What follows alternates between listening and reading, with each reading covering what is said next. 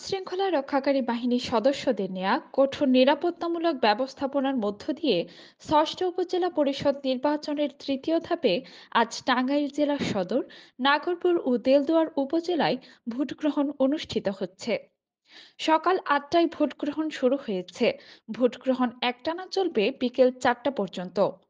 ভোটগ্রহণ শুরুর দিকে কেন্দ্রগুলোতে ভোটারদের উপস্থিতি কম দেখা যাচ্ছে। তবে বেলা বাড়ার সাথে সাথে ভোট কেন্দ্রগুলোতে ভোটার উপস্থিতি বাড়বে বলে আশা করছেন নির্বাচন সংশ্লিষ্টরা।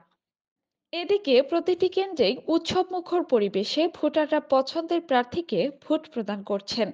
নির্বাচন অবাধ ও নিরপেক্ষ করতে পুরো নির্বাচনী এলাকায় পর্যাপ্ত সংখ্যক আইন শৃঙ্খলা রক্ষাকারী বাহিনীর সদস্য মোতায়েন করা হয়েছে। এছাড়াও ম্যাজিস্ট্রেটের নেতৃত্বে ভ্রাম্যমাণ আদালত টহলে আছে। এ প্রতিবেদন লেখা পর্যন্ত কোথাও কোনো অপ্রীতিকর কোনো ঘটনার খবর পাওয়া যায়নি। সদর উপজেলায় চেয়ারম্যান পদে ৫ জন, ভাইস চেয়ারম্যান পদে ৬ জন এবং মহিলা ভাইস চেয়ারম্যান পদে ২ জন প্রার্থী প্রতিদ্বন্দ্বিতা করছেন। এ উপজেলায় মোট ভোটার সংখ্যা ৪,৪০,০২৪ জন। এর মধ্যে পুরুষ ভোটার ২,২০,৯৭৬ জন এবং মহিলা ভোটার ২,১৯,০৪৮ জন। মোট ভোট কেন্দ্রের সংখ্যা ১৪০টি।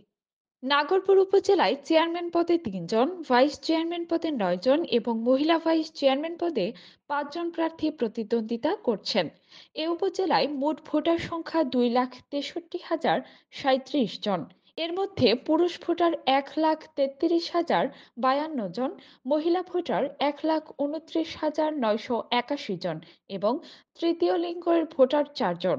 মোট ভোট কেন্দ্রের সংখ্যা ৯৮টি। এছাড়াও দেলদুয়ার উপজেলায় চেয়ারম্যান পদে ৭ জন, ভাইস চেয়ারম্যান পদে ৫ জন এবং মহিলা ভাইস চেয়ারম্যান পদে ৩ জন প্রার্থী প্রতিদ্বন্দ্বিতা করছেন। এ উপজেলায় মোট ভোটার সংখ্যা ১,৮৪,৭৫৮ জন। এর মধ্যে পুরুষ ভোটার ৯৩,৫৮৪ জন, মহিলা ভোটার ৯১,১৭১ জন এবং তৃতীয় লিঙ্গের ভোটার ৩ জন। মোট ভোট কেন্দ্রের সংখ্যা ৫৯,০০০। মোট ভোট কেন্দ্রের সংখ্যা ৫৯টি।